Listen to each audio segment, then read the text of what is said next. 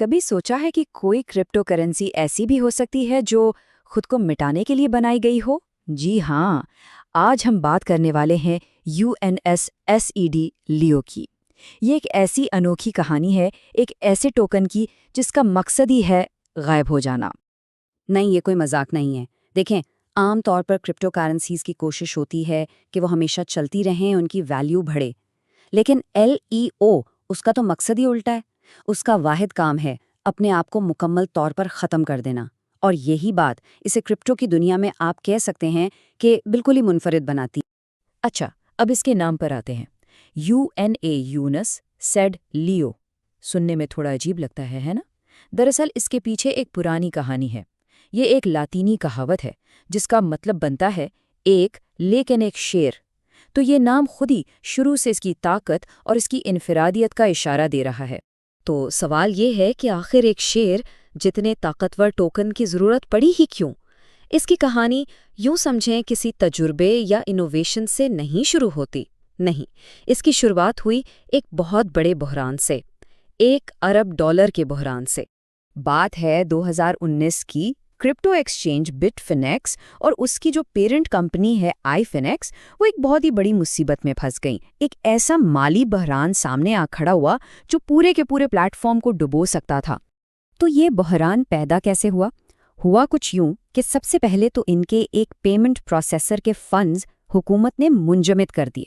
پھر آہستہ آہستہ یہ بات صاف ہو گئی کہ یہ پیسہ شاید کبھی واپس نہیں ملے گا۔ اب آخر میں آئی فائنیکس کے پاس اپنے صارفین کا اعتماد بچانے اور اس بہت بڑے مالی نقصان کو پورا کرنے کے لیے کوئی عام حل نہیں بچا تھا۔ انہیں کچھ غیر معمولی کرنا تھا۔ اور وہ غیر معمولی حل کیا تھا؟ ایک بالکل نیا کرپٹو ٹوکن۔ اور کمال کی بات یہ کہ یہ حل حیران کن حد تک کامیاب رہا۔ انہوں نے LEO ٹوکن کو فروخت کے لیے پیش کیا اور صرف 10 دنوں کے اندر پورے $1 ارب جمع کر لیے۔ یہ رفتار اور یہ پیمانہ واقعی غیر معمولی تھا۔ ہر LEO ٹوکن کی قیمت $1 رکھی گئی، اور اس سے جو پیسہ آیا اس نے آئی فینیکس کے مالی خلا کو مکمل طور پر بھر دیا۔ مطلب یہ ایک بہت ہی تیز، مؤثر اور سیدھا سادہ حل ثابت ہوا۔ تو ٹھیک ہے، یہ تو سمجھ آ گیا کہ ٹوکن ایک بحران کو حل کرنے کے لیے بنایا گیا تھا، لیکن سوال یہ ہے کہ یہ کام کیسے کرتا ہے، اور یہ جو ہم بار بار کہہ رہے ہیں کہ غائب ہو جائے گا، اس کا آخر مطلب کیا ہے؟ چلیں اب ذرا اس کے منفرد میکانزم کو سمجھتے ہیں۔ لیو کی ایک بہت ہی خاص بات اس کا ڈوئل لانچ تھا، یعنی اسے ایک ہی وقت میں 2 الگ الگ اور مشہور بلاک چینز پر جاری کیا گیا، ایتھیریم اور EOS۔ اب اس سے فائدہ یہ ہوا کہ یہ زیادہ سے زیادہ لوگوں تک پہنچ سکا اور کافی لچکدار بھی بن گیا۔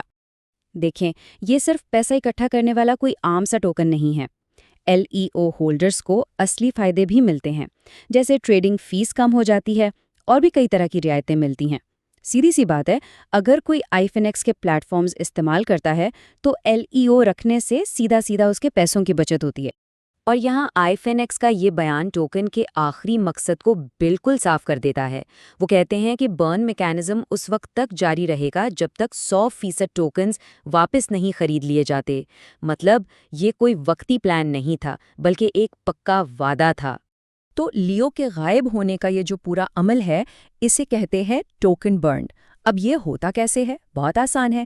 ہر مہینے آئی فائنیکس اپنی کل آمدنی کا کم از کم 27% حصہ لیتی ہے، پھر اس رقم سے وہ کھلی مارکیٹ سے لیو ٹوکنز واپس خریدتی ہے، اور آخر میں ان خریدے ہوئے ٹوکنز کو ہمیشہ کے لیے سسٹم سے ختم کر دیا جاتا ہے، جسے برن کرنا کہتے ہیں۔ بس اسی طرح ٹوکنز کی کل تعداد لگاتار کم ہوتی چلی جاتی ہے۔ تو چلے اب اس ٹوکن کے آخری مشن پر نظر ڈالتے ہیں، وہ چیز جو اسے کرپٹو کی تاریخ میں ایک بہت ہی منفرد باب بناتی ہے۔ یاد ہے نا کہانی کہاں سے شروع ہوئی تھی؟ 1 ارب LEO ٹوکنز سے۔ یہ وہ کل تعداد تھی جو مئی 2019 میں اس بحران سے نپٹنے کے لیے بنائی گئی تھی۔ اور اب اس ٹوکن جلانے والے عمل کا اثر بالکل واضح ہے۔ جو سپلائی 1 ارب سے شروع ہوئی تھی وہ اب کافی کم ہو چکی ہے، اور یہ تعداد ہر مہینے مزید گھٹتی جا رہی ہے، کیونکہ وہ برن میکانزم مسلسل اپنا کام کر رہا ہے۔ اور سب سے اہم بات پتہ ہے کیا ہے؟ یہ سارا کا سارا عمل مکمل طور پر شفاف ہے۔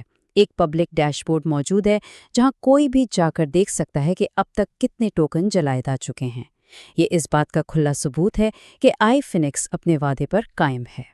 تو پوری کہانی کا خلاصہ کیا ہے؟ یہی کہ لیو ایک بحران کی پیداوار تھا، اس نے اپنا کام کیا اور اب یہ بالکل منصوبے کے مطابق منظم طریقے سے خود کو ختم کر رہا ہے، بالکل ویسے ہی جیسا کہ وعدہ کیا گیا تھا۔ تو آخر میں ایک بڑا سوال یہ پیدا ہوتا ہے، کیا ایک ایسا ٹوکن جس کی ایک طے شدہ اختتامی تاریخ ہو کرپٹو کی دنیا میں اعتماد کا کوئی نیا ماڈل پیش کر سکتا ہے؟ لیو کی کہانی ہمیں مالیاتی ذمہ داری کے مستقبل پر سوچنے پر مجبور ضرور کرتی ہے۔